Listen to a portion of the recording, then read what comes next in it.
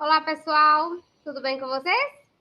Vou apresentar agora a aula da semana 1 do PET volume 7. Nós já estamos no PET 7. Eu já quero, desde o começo dessa aula, já parabenizar quem chegou até aqui, quem fez todas as atividades, quem mandou todas as atividades. Então, vocês estão de parabéns.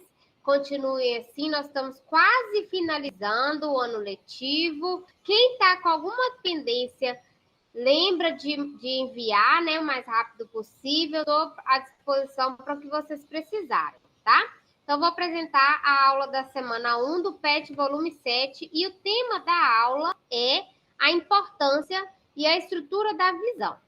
Nas últimas aulas, a gente viu sobre o sistema esquelético, o sistema muscular e, por fim, o sistema nervoso. Então, a gente viu que o sistema nervoso, ele é o que controla todas as ações, mas, na verdade, precisa ter interação de todos os sistemas, né? Então, o nosso corpo, para funcionar da melhor maneira possível, precisa ter essa interação entre os sistemas para que tudo ocorra da melhor forma possível. Então, hoje nós vamos falar sobre a visão, e a visão ela também vai ter um controle do sistema nervoso central, tá?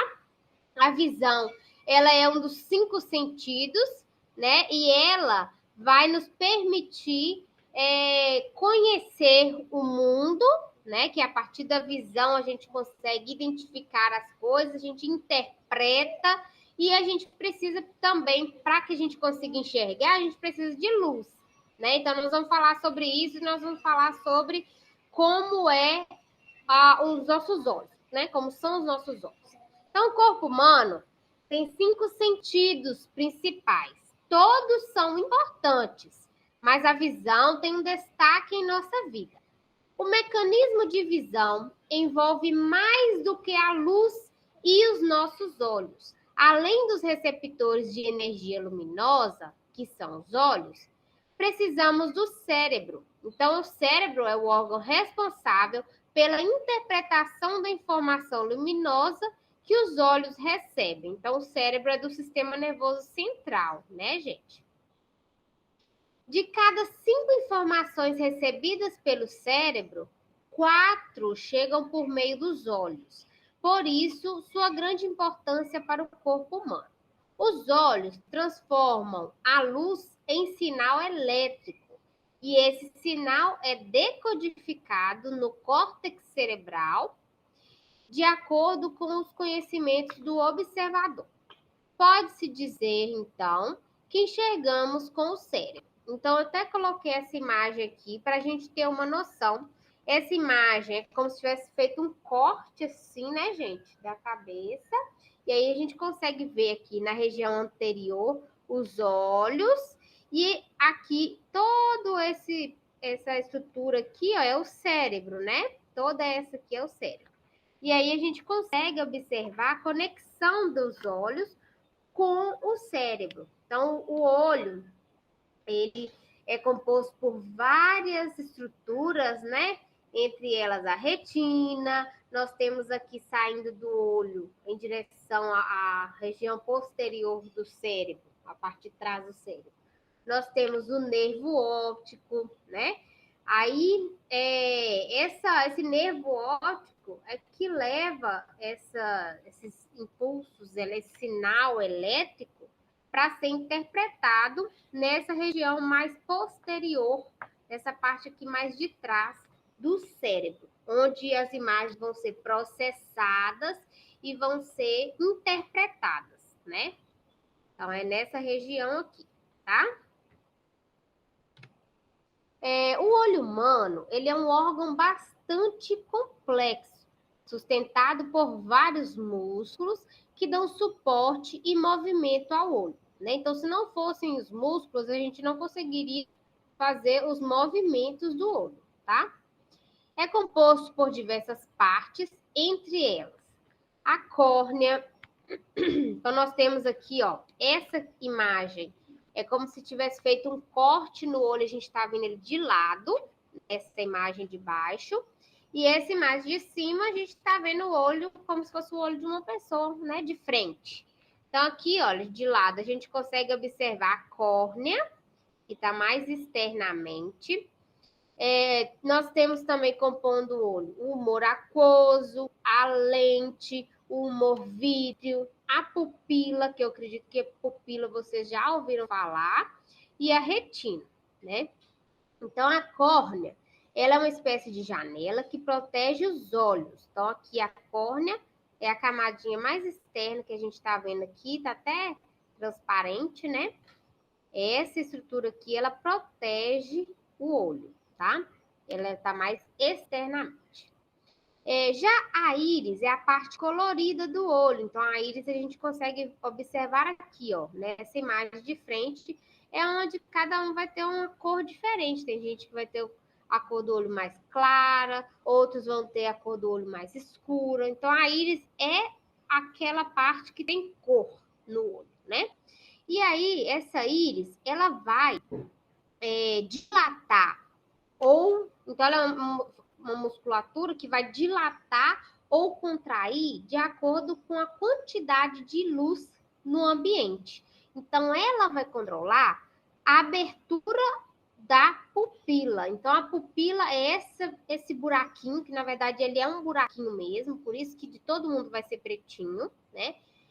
Essa pupila, ela vai permitir a entrada de luz.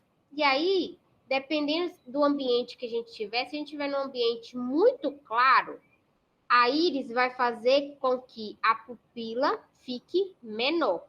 Então, a íris é que vai controlar o tamanho da pupila, tá? Então, no ambiente muito claro, a pupila fica pequenininha porque ela vai controlar para não entrar muita luz, senão a gente nem consegue identificar os objetos, né? Já no ambiente escuro, é o contrário que tem que acontecer. Então, a gente precisa, a íris, ela vai promover a dilatação da pupila e, com isso, vai permitir que entre mais luz. Então, a gente só consegue enxergar por causa da presença de luz, né? Então, tendo luz, a gente consegue identificar o que é o objeto. Então, a pupila, que é esse buraquinho, ela vai abrir ou fechar, ou seja, a íris vai promover a dilatação e a contração dessa pupila, controlando a quantidade de luz para entrar nesse olho, né? Então, a íris é a parte colorida, já falei, né? Formada por diversos músculos que controlam a abertura da pupila. Um pequeno orifício, um buraquinho mesmo, no centro do olho. Quando o ambiente está muito iluminado, os músculos da íris se contraem e o tamanho da pupila reduz. Então, a pupila fica menorzinha, evitando que o excesso de luz entre no olho e prejudique a visão.